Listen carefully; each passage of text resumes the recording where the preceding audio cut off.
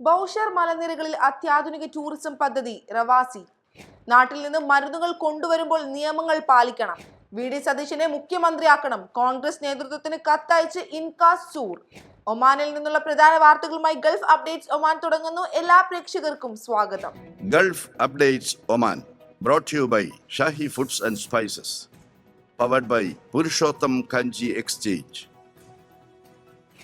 ഒമാന്റെ വിനോദസഞ്ചാര മേഖലയ്ക്ക് പുതിയ മുഖച്ഛായ നൽകുന്ന റവാസി സംയോജിത ടൂറിസം പദ്ധതിക്ക് തുടക്കമാകുന്നു. മസ്കത്ത് ഗവർണറേറ്റിലെ ജബൽ ബൗഷർ മലനിരകളിൽ വിഭാവനം ചെയ്യുന്ന ഈ ബൃഹത് പദ്ധതിക്കായി പൈതൃക ടൂറിസം മന്ത്രാലയം കരാർ ഒപ്പുവെച്ചു.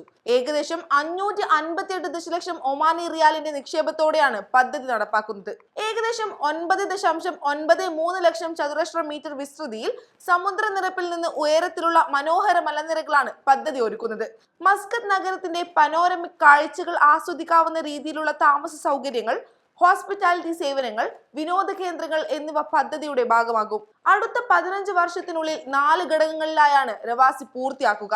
ചെടി ഗ്രൂപ്പുമായി സഹകരിച്ച് അത്യാധുനിക ഹോട്ടലുകളും ലക്ഷറി വില്ലകളും നിർമ്മിക്കാനും പദ്ധതിയുണ്ട്. പ്രകൃതി സൗന്ദര്യം സംരക്ഷിച്ചുകൊണ്ട് ഹൈ ഓൾട്ടിറ്റ്യൂഡ് ടൂറിസം വികസിപ്പിക്കുകയാണ് മന്ത്രാലയത്തിന്റെ ലക്ഷ്യം.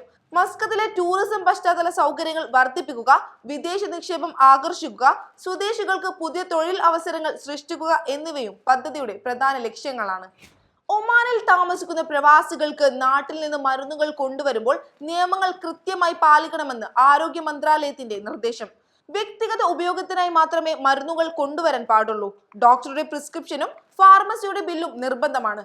പരമാവധി 3 മാസത്തേക്കുള്ള മരുന്നുകൾ മാത്രമാണ് അനുവദിക്കുക. നർക്കോട്ടിക്സ്, സൈക്കോട്രോപിക് വിഭാഗങ്ങളിൽ പെടുന്ന ചില മരുന്നുകൾക്ക് മുൻകൂട്ടി പ്രത്യേക അനുമതിയും ആവശ്യമാണ്.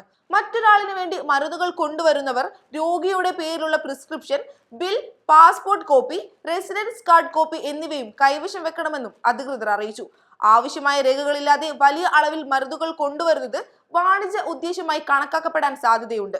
വിമാനത്താവളങ്ങളിൽ പരിശോധനകൾ കർശനമായതിനാൽ സംശയാസ്പദമായ മരുന്നുകൾ കണ്ടെത്തിയാൽ പിടിച്ചെടുക്കുകയും നിയമ നടപടികൾ സ്വീകരിക്കുകയും ചെയ്യും.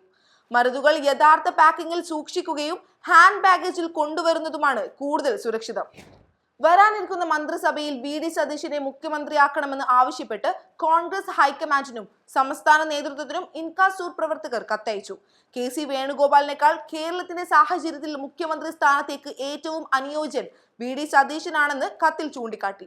പ്രതിപക്ഷ നേതാവെന്ന നിലയിൽ അദ്ദേഹം കാഴ്ചവെച്ച പ്രകടനം, പൊതുജനങ്ങളുമായുള്ള അടുത്ത ബന്ധം, ജനകീയ വിഷയങ്ങളിലുള്ള വ്യക്തതയും പ്രതിബദ്ധതയും പ്രവർത്തകരിൽ വലിയ സ്വീകാര്യത നേടിയിട്ടുണ്ടെന്നും കത്തിൽ പറയുന്നു. പാർട്ടിക്കുള്ളിലെ ഗ്രൂപ്പിസത്തിനെതിരെ സ്വീകരിക്കുന്ന ശക്തമായ നിലപാടും അടിത്തട്ടിലെ പ്രവർത്തകരിൽ ആത്മവിശ്വാസം വർദ്ധിപ്പിച്ചുവെന്നാണ് വിലയിരുത്തൽ. കെ.സി. വേണുഗോപാൽ, രമേശ് ചെന്നിത്തല തുടങ്ങിയ നേതാക്കളുടെ സംഭാവനകളെ ബഹുമാനിക്കുന്നുവെങ്കിലും പാർട്ടിയുടെ ഭാവിക്കും പൊതുജന വിശ്വാസത്തിനും വി.ഡി. സതീശന്റെ നേതൃത്വം അനിവാര്യമാണെന്നും ഇൻകാസ് സൂർ റീജിയണൽ കമ്മിറ്റി കത്തിൽ വ്യക്തമാക്കി. ഗൾഫ് അപ്ഡേറ്റ്സ് ഒമാൻ പൂർണ്ണമാകുന്നു. പ്രവാസ ലോകത്തെ പുത്തൻ വാർത്തകൾ അറിയാൻ ഗൾഫ് മാധ്യമത്തിന്റെ സോഷ്യൽ മീഡിയ പ്ലാറ്റ്ഫോമുകൾ സന്ദർശിക്കാം. ഗൾഫ് അപ്ഡേറ്റ്സ് നിങ്ങളുടെ വാട്സാപ്പിൽ ലഭിക്കുന്നതിന് നിങ്ങളുടെ പേരും സ്ഥലവും 96201150 എന്ന നമ്പറിലേക്ക് വാട്സാപ്പ് മെസ്സേജ് അയക്കൂ. Gulf updates Oman brought to you by Shahi Foods and Spices, powered by Purushottam Kanji Exchange.